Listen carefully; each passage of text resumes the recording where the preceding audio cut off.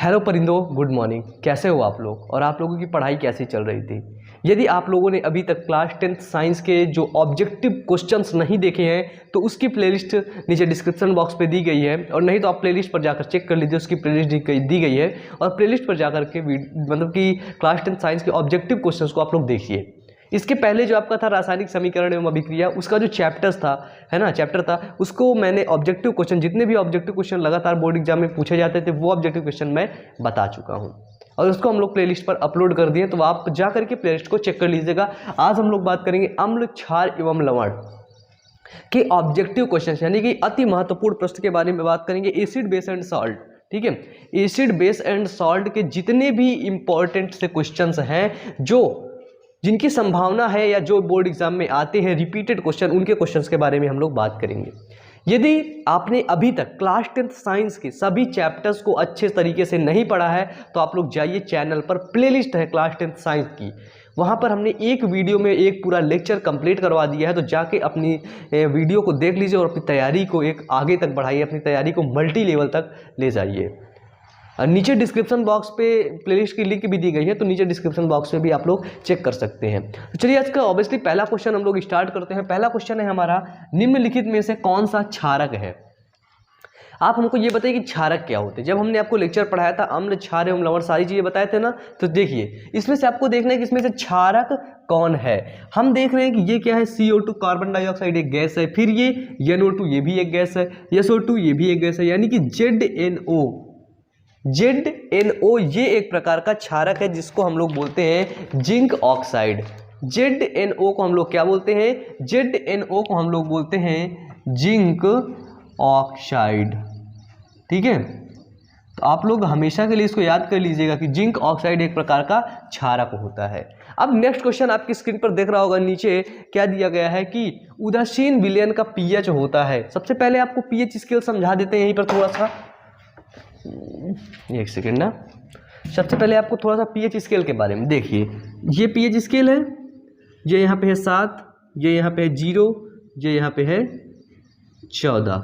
देखिए उदासीन विलयन का pH होता है 7 पे। हम लोगों को पता है 7 पे क्या होता है, 7 पे उदासीन होता है, न्यूट्रल होता है। और 7 से जब कम जाएगा तो क्या होगा, तो होगा क्षार। और 7 से जब 7 से कम जाएगा तो होगा अम्ल, ठीक है। अम्ल जिसको हम लोग किसके नाम से जानते हैं, जिसको हम लोग एसिड के नाम से। और 7 से उधर जाएगा तो क्या होगा, ये होगा क्षार, जिसको हम लोग बेस के नाम से जानते हैं। तो देखिए 7 से यदि कम है तो क्या होगा, क्षार। 7 से ज़्यादा है तो क्या होगा, 7 से कम है तो अम्ल, 7 से ज़्यादा है तो क्षार। यदि 7 ही है तो क्या बोलेंगे, उदासीन। अगर आपसे पूछ लीजिए क्वेश्चन कि उदासीन विलयन का pH होता है तो आप लोग क्या ऑप्शन करेंगे, क्या टिक करेंगे, 7, ठीक है। क्या टिक करेंगे उदासीन विलयन के pH में, तो उदासीन विलयन का pH कितना होता है, तो उदासीन विलयन का pH होता है 7। इसी तरह कुछ और इंपॉर्टेंट से क्वेश्चन है ना। अब देखिए नेक्स्ट क्वेश्चन है कि अम्ल का pH क्या होगा। अब जैसे आपको एक ऑप्शन ऐसे ही दिया गया है, ठीक है, कि अम्ल का pH क्या होगा। देखना, जल्दीबाजी नहीं करना, ठीक है, pH के मान में जल्दीबाजी नहीं करना। अम्ल का pH क्या होगा, देखना ऑप्शन दिया गया ABCD, यानी कि 8, 5, 7, 10। तो यहाँ पे आपको ढूंढना है कि अम्ल का pH, यानी कि अम्ल कितने कितने से बोलते हैं। जब 0 से 7 तक होगा तो क्या होगा, तो वो एसिड होगा, हमें भी पता है। जब कोई भी चीज़ 0 से 7 के बीच में होगी, 0, 1, 2, 3, 4, 5, 6, 7, तो ये क्या है, ये है हमारी एसिड। जितना ये 7 से दूर जाएगी उतना वो अति क्रियाशील एसिड होगी। 0 मतलब अति क्रियाशील एसिड है ना, 1 मतलब उससे ज्यादा, ठीक है। तो अम्ल का pH कितना होगा, यहाँ पे 8 है, 8 तो आगे चला गया 7 से तो क्षार हो गया, 7 है उदासीन हो गया, 10 है, 10 तो आगे क्षार है, यानी कि 5, ठीक है। क्लियर है, कोई दिक्कत नहीं। चलिए नेक्स्ट है कि जल का pH मान क्या होता है। हाँ बताइए, pH मान वाले क्वेश्चन आपको गलत नहीं करने हैं, ठीक है। जल का pH मान क्या होता है, चलो ऑप्शन दे दिया ABCD 10, 8, 6, 7। बताइए जल यानी कि वाटर का pH मान कितना होता है, जल का। जो जल होता है, हमको पता है कि जो जल होता है, जो वाटर होता है वो उदासीन होता है, वो न्यूट्रल होता है। क्या होता है? न्यूट्रल होता है, उदासीन होता है। तो जल का पीएच मान क्या होगा? जब कोई भी चीज़ उदासीन है तो उदासीन के पीएच मान क्या होगा? 10 होगा। अगर 10 होगा तो क्या हो जाएगा? वो क्षार हो जाएगा। 8 हो जाएगा तो क्षार हो जाएगा। 7 हो जाएगा तो उदासीन हो जाएगा। 6 हो जाएगा तो वो अम्लीय हो जाएगा। तो कौन से ऑप्शन सही है? इसका नहीं है 7 आंसर। ठीक है, 7। जल का पीएच मान कितना होता है? तो जल का पीएच मान होता है 7। ठीक है, अब देखिए एक क्वेश्चन ऐसे ही बन सकता है कि उदासीन विलयन का पीएच मान होता है, ये देखिए, है ना। हाँ चलिए, अब हमको ये बताइए कि यदि हमारे पास नीला लिटमस पेपर है, समझिएगा, नीला लिटमस पेपर है, एग्जाम में क्वेश्चन आते हैं। ठीक है, नीला लिटमस पेपर है।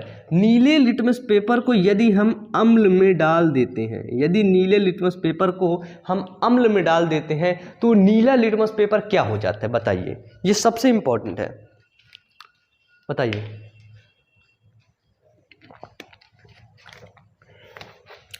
क्वेश्चन पूछा भी जाता है। ठीक है, क्या पूछा जाता है कि नीले लिटमस पेपर को अम्ल में डालने पर क्या होता है? तो नीला लिटमस पेपर अम्ल में डालने से लाल हो जाता है। और फिर लाल लिटमस पेपर को, यही लाल लिटमस को हम अगर क्षार में डाल देते हैं तो वह पुनः क्या हो जाता है?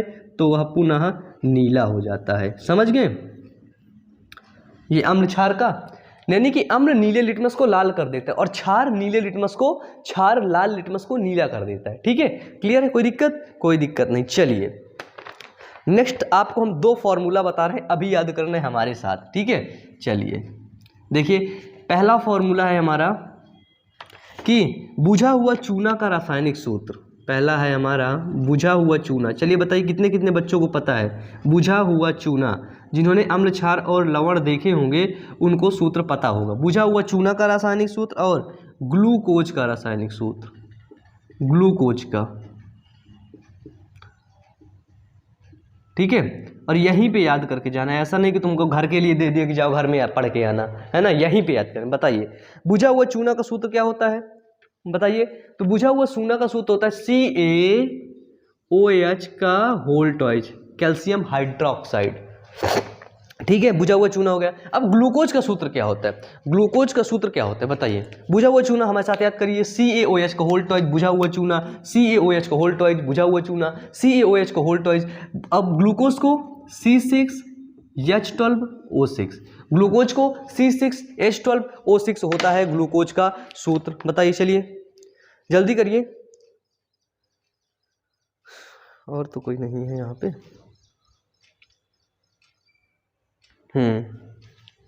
ठीक है, चलिए याद करिए इसको, इन दोनों को अभी याद करिए, अभी और याद करवाते हैं आपको। ठीक है, इन दोनों को याद करिए। बुझा हुआ चूना बोलिए, CaOH का होल ट्वाइस, बोलिए बोलिए, हाँ बोलिए एक बार फिर से बोलिए। फिर ग्लूकोज का सूत्र बताइए, C6H12O6, फिर से बोलिए, फिर से बोलिए, हाँ तेज तेज बोलिए, जल्दी तेज तेज, जितना तेज हो सके उतना तेज बोलिए। ठीक है, हो गया। इतने क्वेश्चन क्लियर है, मिटा दें इनको, इनको मिटा दें, हम लोग आगे चले। ठीक है, चलिए अब हम लोग चलते हैं आगे। पीएच मान समझ गए, अम्ल क्षार लवण के बारे में समझ गए। ठीक है, चलो अब देखो नेक्स्ट क्वेश्चन है कि तनु HCl का सल्फ्यूरिक अम्ल का अणुसूत्र होता है, क्या होता है?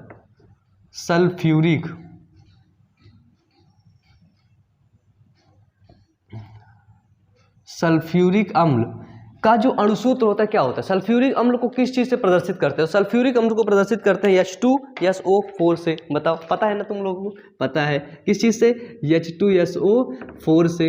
अब देखो नेक्स्ट, चलो याद करो, सल्फ्यूरिक अम्ल बोलो H2SO4, सल्फ्यूरिक अम्ल H2SO4। फिर सोडियम बाइकार्बोनेट, सोडियम कार्बोनेट का अणुसूत्र है। सोडियम कार्बोनेट का फॉर्मूला क्या होगा? बताइए। सोडियम कार्बोनेट, ठीक है, सोडियम कार्बोनेट यानी कि Na2CO3। याद करिए हमारे साथ, सोडियम कार्बोनेट यानी कि Na2CO3। यदि आपने पहला लेक्चर देखा हो रासायनिक समीकरण और अभिक्रिया, रासायनिक अभिक्रिया, रासायनिक समीकरण और अभिक्रिया का जो पहला चैप्टर है उसके जो हमने मोस्ट इंपॉर्टेंट ऑब्जेक्टिव्स क्वेश्चंस बताए हैं वो प्लेलिस्ट पर अपलोड है। यदि आपने उसका देखा होगा तो आप हमें बता सकते हैं कि सोडियम हाइड्रोक्साइड का सूत्र क्या होता है।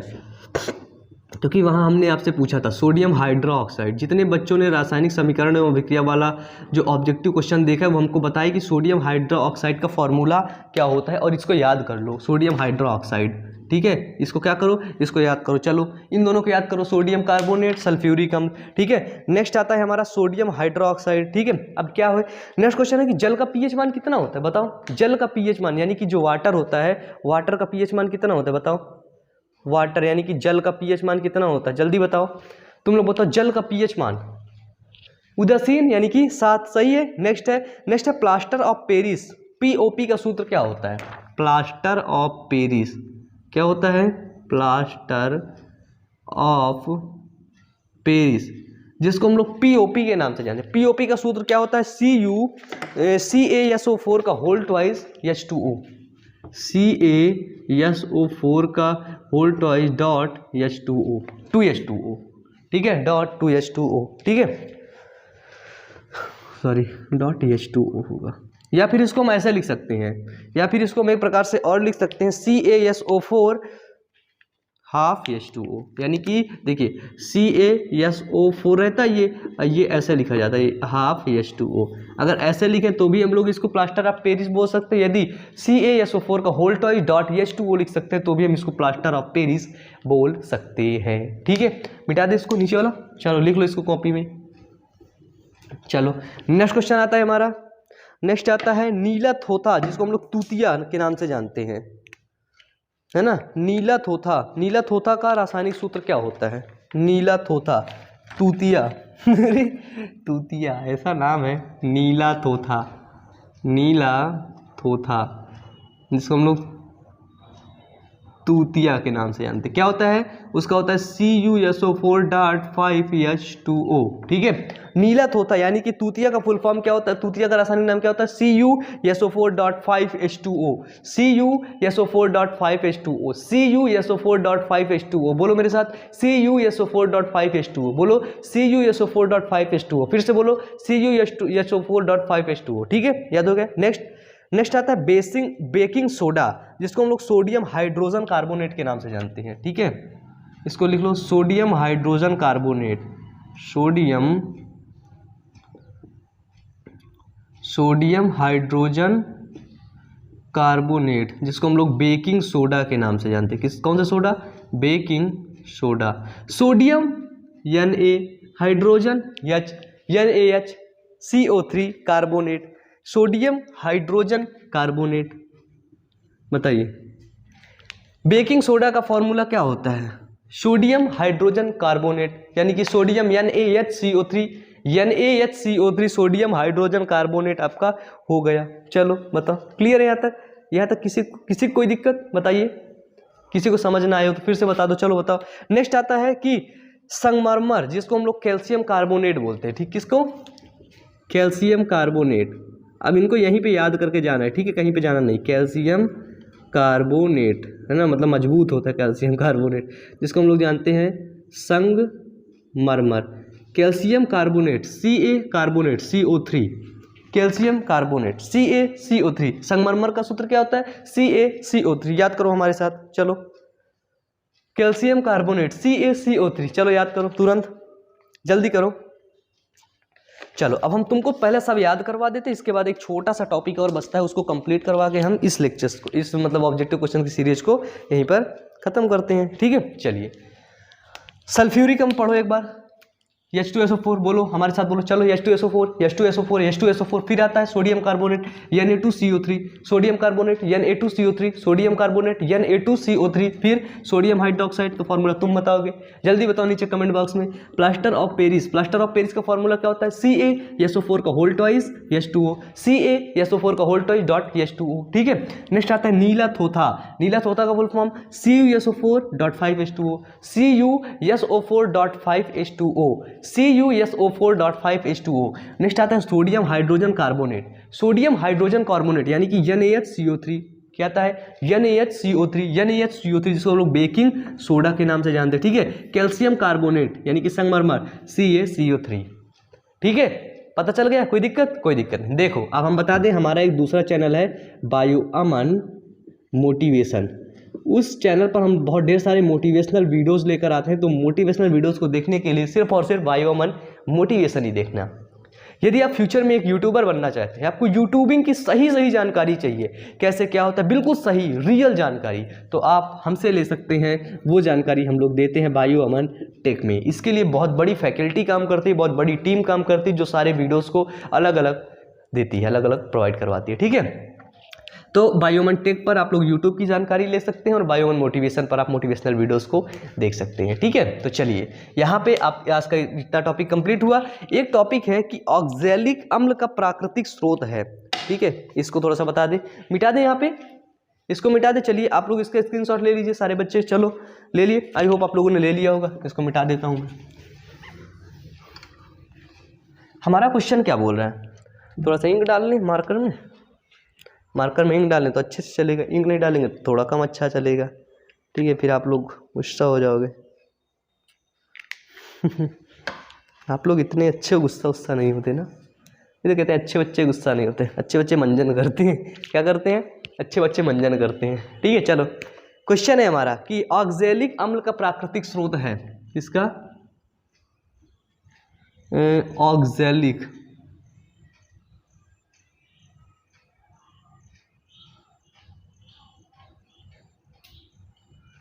ऑक्जेलिक अम्ल का, जो ऑक्जेलिक अम्ल होता है, ठीक है, ऑक्जेलिक अम्ल का प्राकृतिक स्रोत है।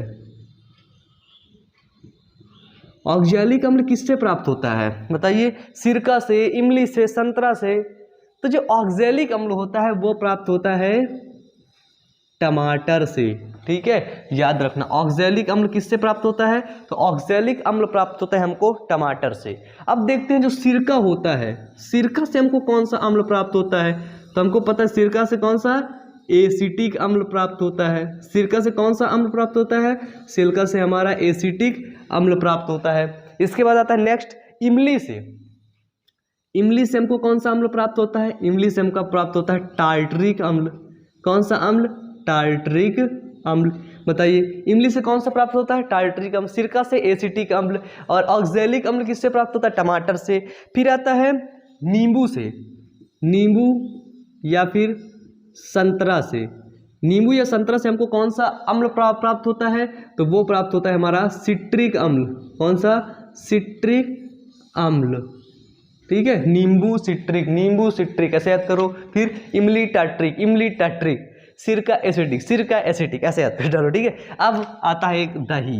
हमने आपको पहले क्वेश्चन में बताया था दही, दही से हमको कौन सा अम्ल प्राप्त होता है बताओ, इसको आप लोग बताओगे, बहुत इंपॉर्टेंट है, आप लोग बताओगे।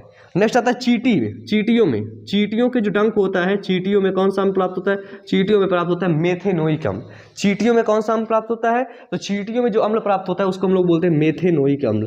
क्या बोलते हैं, मेथेनोइक अम्ल। ठीक है, तो दही में कौन सा अम्ल प्राप्त होता है, जल्दी बताओ नीचे कमेंट बॉक्स, सभी बच्चे बताएंगे, सभी बच्चे। ठीक है, तो आज अम्ल, क्षार और लवण के जितने भी मोस्ट इंपॉर्टेंट ऑब्जेक्टिव क्वेश्चंस थे वो मैंने सारे आपको कवर किया।